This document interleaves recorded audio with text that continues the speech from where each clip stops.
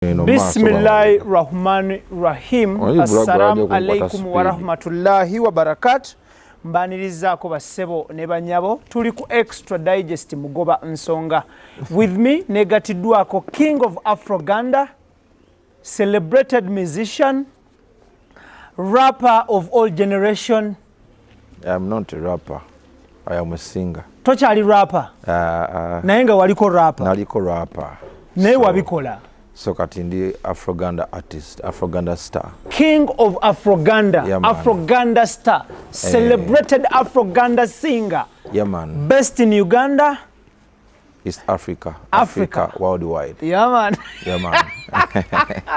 That big guy. Every time you get over bitegeza. Oba bugambo gambo mumwakwata bugambo gambo ne mupanga online ya. Bitegeza nga bwenchi gambo bwechitebwe kiri. Sebo only celebrated in Uganda. East Africa, Africa worldwide. Tekisoboka. Toyina asije osobola kugenda mu nga teri atamanyi. Big guy. Oyina abantu abakumanyi mu nsi ya Ukraine gye bali. Oyina abantu abakumanyi e Peru. Yonna buli nsi gy'olowoozaako ninayo abamanyi ku ky'olina okumanya. Isirayiri. Music wange talina nsi gy'atatuukanga. Palestine. Yonna ku ky'olina okumanya ekyo. Comoros Islands. Gwe buli nsi gy'ogenda okwogera bamanyi. Otegedde. Biga yamanyi ko galiwa? Gali mu nze kennyini ng'omuntu, gali mu Big Eye yennyini. Yeah. Big Eye n'abantu n'abampagira. Obulamu bugamba ki? Obulamu bulungi. Ombuzeeko naye mbeera so happy nti nze nkulengera ku mitimbagano, nkulengera ku interviews za TV, nkuwulira mu radios ez'enjawulo ng'oweereza. Amiina, yeah. Kyagalako kubanga mpeereza abantu. Okay. Kubanze omulimu gwange gwa kuweereza abantu. Abalungi abatulaba, Big Guy is my good friend. Is one of my good friends. Amiina. Nalaba Big Guy way back. Exactly. Ng'akyali rapper. Yeah. Na crossing from rapping. Nadda mu genre endala ya music. Yes. Ndabye Big Guy ng'akola ebyamagero, Big Guy ng'akola ebyakabi. Yes, man. Big Guy ng'akuba shows ne ziwuma. Yes, man. Big Guy Katonda nga w'amaanyi. W'amaanyi nnyo. Uli otya? Ndi bulungi munange. That is very good. Okay, Big Guy, wano wenkusangidde, of course, a lot is happening. Exactly. Mumawulire everywhere, here and there. Njagala kusooka kunakuwalirako wamu naawe. Yeah. Nti baakugobye kuziikirako meya w'Ekyengera Sam Mathias Walukagga. Yes. Omuyimbi ali celebrated ate munnabyafuzi at the same time. Obadde ogenze muziikirako taata we. Yeah. Tebaabaganyiza kwesiikirawo kanyeebwa. Yes. What happened exactly? Ki ekyatuuka? Watuukawo ssaawa mmeka? Natuukawo essaawa zaali 9. Kuba okuziika kwali kwa ssaawa 10. Natuuka ssaawa 9. Nali nakatuukawo nange embeera gye nasangawo neekange because saagisuubira. Naye naye nali surprised okuba nga nakatuukawo bwe nti nga sinaba nakumala wadde eddakiika 5. Yeah. Ngenda okulaba nga reaction oba ezze nga ndaba si nnungi. Yeah. So ani yakulemberamu ekikwekweto kya genda? Sijja kugamba nti ono oba oli naye nabalaba. Nabalaba abantu era abaali awo. Bakusindikiriza boogera bigambo ki? Genda tuveemu. Nga byali bingi nnyo kale okitegedde naye ebigambo ebyali bisinga bya bufuzi. Nze nalaba abantu nga baddidde ebyobufuzi ate nga babireese bitalina kubeera. Bo nga babitaddewo. Ebyobufuzi bino bwe biba byakolebwako bakwasaganyiza birina kukomawa, bitandikirawo ne bikomawa. Ebyobufuzi ndowooza birina kubeerawo mu kaseera ka byabufuzi oba ku budaala obw'ebyobufuzi. Naye akadaala ku butuuti bw'ebyobufuzi oba mu TV shows ez'ebyobufuzi. Otegedde? Naye mu program oba mu nteekateeka nga si ya byabufuzi, I think tebisaanawo. Era abantu nga manze naku zonna nga nkyewuunya nti babiteekamu nnyo ate mu bintu ebirala ne babiddira ne babijja eri nti kati ng'okuziika.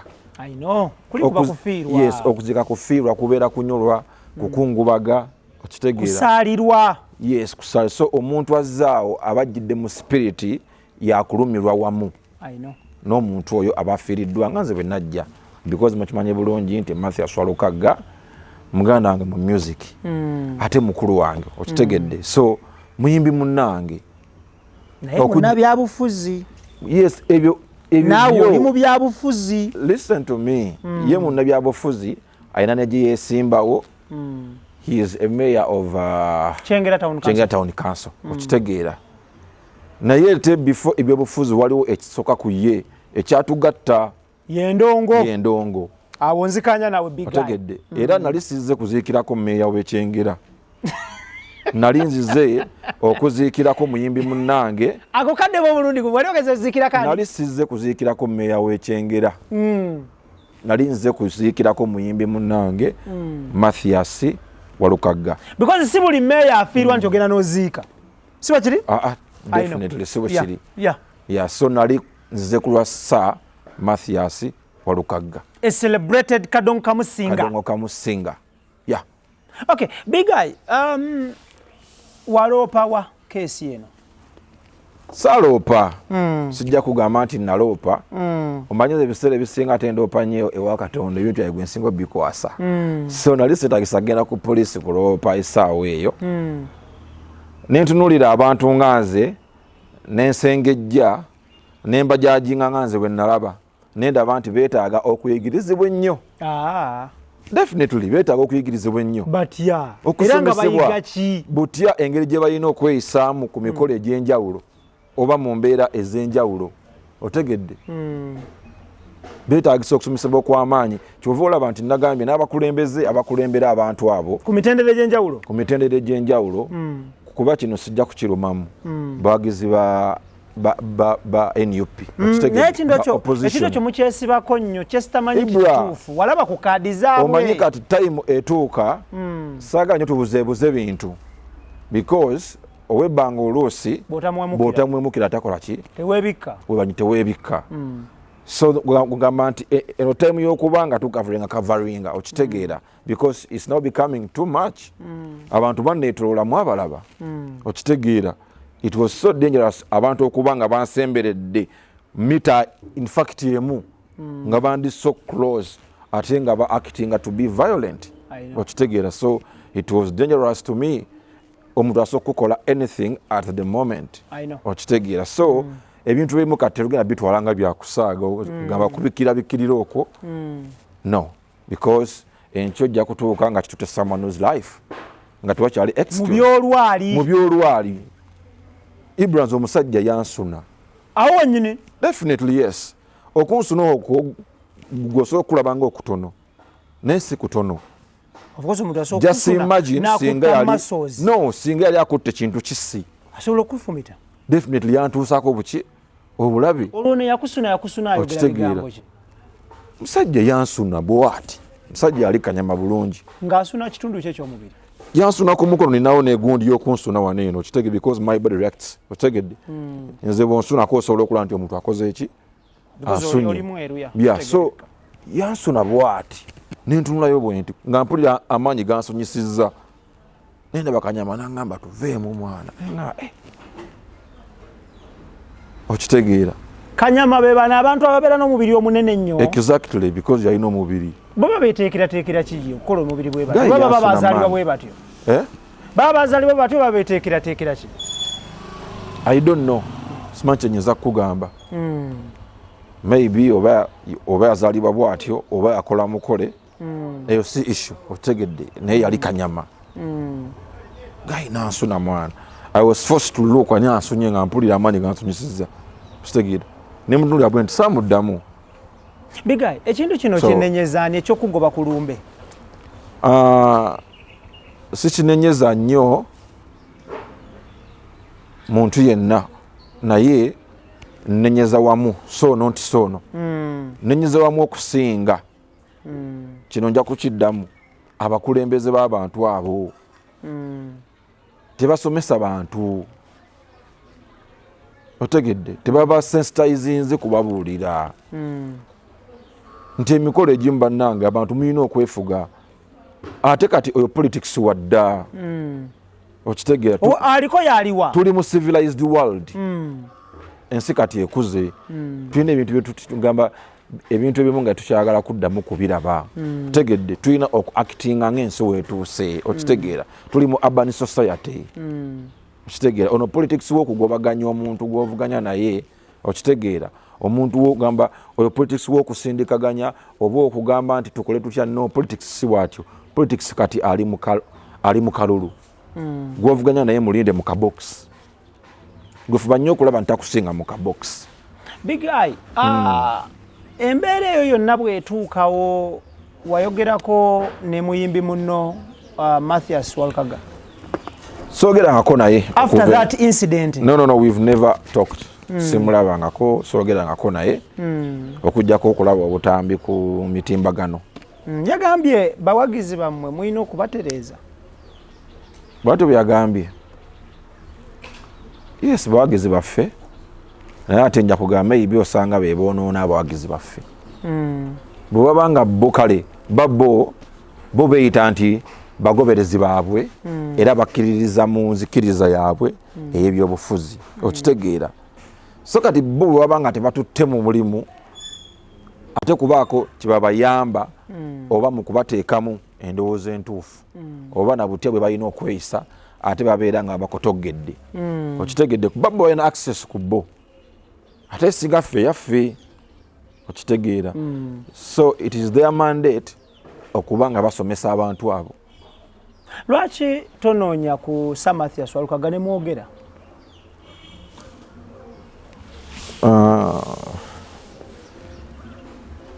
Nyinza okuba sinakirowoozaako ekyomukisa omulungi nti navaayo tewasobola kuziika wafuddeyo okumunoonyaako okumukubira akasimu omukungubagira mugaa nti saasobola luli naye mu simu muno nsaba Katonda akunyiga ebiwundu. I think eyeba message emala era gye nasooka before nasooka message obubaka nga sinagenda wamuweereza message kumuziikirako yes waliwo ekyenjawulo obubaka gamba obumusaasira oba okusaasira waliwo ekyenjawulo kye wali otutte nti paka nakati owulira nti bakugoba naye nga walina obubaka bw'enjawulo wali otutte nti tewabuggusa. Exactly, yes, webuli. Bubaka kyobo obusharinge n'ensi okusingira ddala okunyolerwa wamu naye kye kisinga obukulu okubeera wamu naye mu mbeera eyo okumubeererawo obwo si bubaka Big Eye bwebaka obusinga. Waliwo ekyenjawulo nti ntutte mabugo muwendo bweguti nti nzayina ayina ekiraamo nzayina ebimu ku by'omufu nti ngenze bibawa ebyo byonna si bikulu nawe mba nali mbiina ekisinga obukulu kwe kubeera wamu naye mu mbeera eyo era kyekyanteekisa amafuta mu mmotoka okiwulira ku ssente zange nenkwata emmotoka eyange nentuulamu n'abantu bange ne tugenda. Big Eye okwawukanako ne banno bwe muwagira NRM betuzze tulaba ab'enjawulo balina abakuumi aba SFC aba counter terrorism gwe abakuumi bo bakola ddi? Olw'okuba nti nze mberevinga nti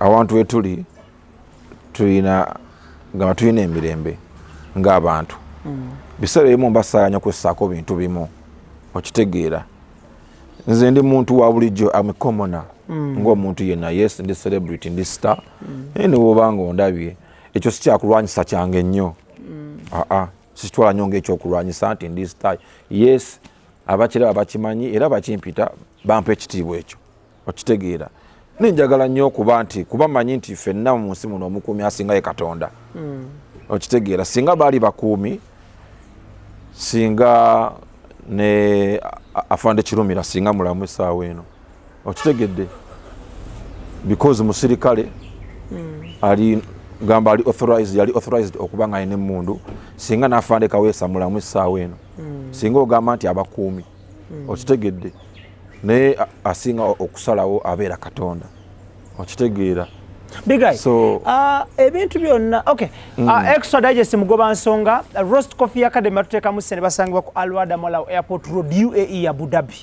Atenga ne Kampala basangibwa wano najja nankumbi ku Stera batendeka ba baristas batendeka kola burgers batendeka kola sandwich ne crepes bekwate. Atenga yo Sun Cargo Shipping Company kusabaliza mali from China to Mombasa. Nchidda mu China to Mombasa basangibwa ku Arwa Park Kizimbe Fortune Plaza. Iranga bakugamba nti jangu bakusabalize emali. Tuline Professor Big Eye Star Boss, yeah. King of Afroganda, celebrated musician, yeah, based in Uganda. Exactly. Thank you so much, brother. Big Eye, humiliation you najja ofunye kulw'okuwagira NRM. Do you think okyayina kye weetaaza okuwagira NRM? Kye neetaaza sekutegedde bulungi. Okuswazibwa kwonna kw'oyiseemu kulw'okuwagala n'okuwagira NRM. Kikyali wathe gwe okusigala ng'okyagiwagira? Nze nganze omuntu bw'oba ontunuulidde oba ng'oze nga ongoberera simanyi nnyo kwogera bintu nga sibiyimiriddeeko nyimirira nnyo ku kintu nze nganze mpulira bubi n'okugamba ekintu ate nkya ne nkugamba ekintu ekirala mpozi nga nteekeddwa biseera bisinga nze nkola ekintu ekirala if I must, if it is the only solution and with a positive reason, you understand. So sina kwejjusanga omuntu kuba njagala nnyo okufiiringa mu mutima muli nti ndi royo nganze Big Eye. Yeah. Tutunulire bw'oteeka ku minzaani tuweeyinge humiliation n'ebyofunye mu kyekiriwo ekisinga obungi.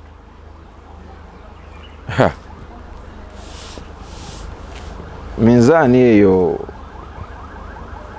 ndowooza saana kulowooza. Ddamu ombuuza kibuuzo ekyo. Bw'oteeka ku minzaani by'osinza okuganyulwa mu kuwagira NRM n'okuswazibwa kyekiriwo ekisinga kinne waakyo. Kyobadde otegeeza ekyo. Ebirungi bye bisinze. Bisharinga ne bannayuganda batulaba. Ebirungi bye bisinze kuba ebirungi ebyo mbifunye okuva olunaku lwe nazaalibwa. Mu NRM? Yeah. Kuba nzaalibwa ku mulembe gwa NRM. Okitegedde gwe nzaalibwako sikali bwe mankuza okutuuka wano. Wendi. Nemba nga nsobodde okukolera ku mulembe guno. Otegedde nembaako kyemba nenfuuka omuntu mu society. So ndowooza ebirungi bibeera bingi nnyo. Big Guy, onaddamu okugenda okuziikirako omuntu yenna ng'alina akakwate ku byobufuzi nga takkiririza mu ndowoozayo ey'ebyobufuzi? Nga lwaki nedda? Omanyi njagala nkubuulire ekintu kimu Ibra nti ekisinga okumatalinga ku musajja yenna oba omuntu yenna ow'amaanyi si gye emirundi gy'ogudde naye gye emirundi gy'oyimuseewo ng'ogudde. Okitegedde gye emirundi gy'oyimuseewo ng'okoze eki ng'ogudde. Kati embeera eyaliwo teyinza kummalamu maanyi ate kunzija era omuntu bw'anaafiirwa nga nkwatako nja kugenda muziikireko. Yes, nja kugenda kuba nange ndi muntu nnyolwa munnange bw'alumwa nange nsobola okulumwa. Okitegeera nja kugenda. Omanyi njagala nkwongereyo n'akalala before nga tonna giving up lowooza nnyo ku bantu abadipendinga ku ggwe. Thank you. Yeah. Ekyo kikulu nnyo. Big Eye, Munnayuganda ajja kwebuuza ekibuuzo agambe nti Big Eye wajjawa obuvumu obugenda okuziikira ku Walukagga n'otagenda kuziikira ku Shira Donizera ng'afiiriddwa bbaawe. Tubiteeke ku minzaani. Who comes first, who comes last? Yes, weewaawo onyingiza mu issue endala. Oluusi ze sandyagadde kwogerako obudde buno naye lwakuba nti byonna byonna gamba nja kitwala nti mbeera ze zimu gamba zonna mbeera za kunyolwa mbeera za kukungubaga otegedde.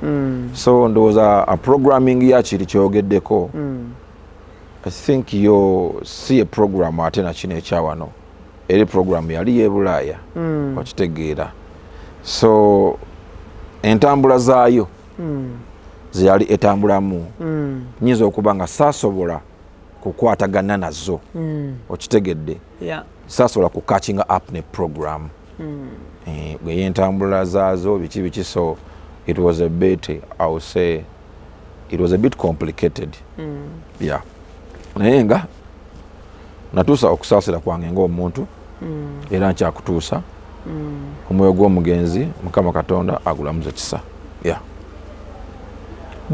bwe tufiirwa oba bwe tufuna ebizibu abantu batudduukirira mu ngeri za njawulo waliwo akuwa obubaka n'akubudaabuda n'obubaka waliwo akulinnyira mu bigere najja ne wabaawo n'akusaasira in monetary terms wasaasira in what terms gwe in terms of bubaka obwa Facebook definitely kuba ndi wano bali eri how about in monetary terms like kyotegeeza definitely we have inboxes osobola okusindikira omuntu obubaka mu inbox mu ngeri yonna gy'oba oyagaddemu yeah naye kati ebyo byaffe ogamba byaffe era naawe bekikwatako psychologically kyakukosa at what extent okubanga Donzera afiiriddwa omwami kyankosa ng'omuntu at what extent because era nga mukimanyi balimba yenako akakwate ekyo sobola kukiliving out kyankosa because abeera family member naye okitegeera so tuba tuviiddwako omuntu mu circle of the family yeah so ngaakyali kya bulumi yeah olwaleero nti kati omukyala Donzera ali bwannamunigina talina musajja gwe nga gwe emikisa gyo egy'okuba nti otakinga over giri emeka ku buli 100 kibuuzo ekyo I don't think it exists on this interview ndaba it's not something to discuss here yeah should it be of another day or not even another completely day you can't like, talk about it no just like such a question now how can I answer it because I already moved on and somebody moved on yeah so enkolagana yaffe weeri ya bulungi ya buntu okitegedde so respect for one another okitegedde very good that is very profound yeah of course Posh Properties Limited bagamba ekintu kiri kimu nti gwayagala okugula ennyumba enzimbire ddala beekwate buli kimu kitambule bulungi Posh Properties basangibwa Bukota bakubire ku namba z'essimu ezo wammanga oba obeero ekigere obalabe buli kimu kitambule bulungi Posh Properties bajja kukuguza ennyumba enzimbire ddala ng'esangibwa mu bitundu ebyenjawulo mu ggwanga Uganda osasula kibanja mpola ate nga nnyumba ze bakuguza byapa si ndagaano si nteebereza ya budde babayise ba Posh Properties tuli celebrated musician, celebrated performer, celebrated artist, king of Afroganda, best in Uganda, but cuts across the whole world. Exactly. Bwekiri? Kakase bintu ebyo webito webiri. Big guy. Nabadde ndaba interview nga bagamba nti wakuulita ne ssente za umma nga treasury. Omanyi ebintu ebimu mbasagala yakoleddwa muyimbi munno interview ebintu ebimu mbasagala mukyala amanyiddwa nga Ssanyu Sindi yani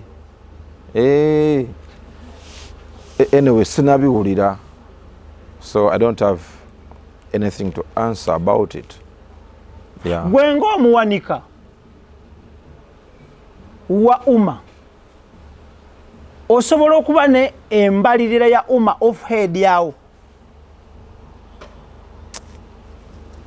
I don't think this interview is for Uma. Kubakati boyogera ku ebyo ebintu like I even get surprised so I don't want to discuss that. Does Uma still exist, Big Eye? Definitely it does. Where? Under whose leadership? Yes, Cindy. I think she's the president right now. Atagamba takyagirimu. Ani? Cindy. Then I don't know about that. Waliwo kye tuyita AGM, annual general meeting eyasemba ya Uma yatuula ddira yatuula wa Big Eye bade saka kumbuza ku Uma Ibra si nze mwogezi wa Uma but oli ku top brass yes top leadership ya Uma so kati njogerako kitono I don't want to discuss it so much bichi no mpozi ngonsanze ku event ya Uma naye sawa zino onsanze wantu walala there's nothing concerning Uma.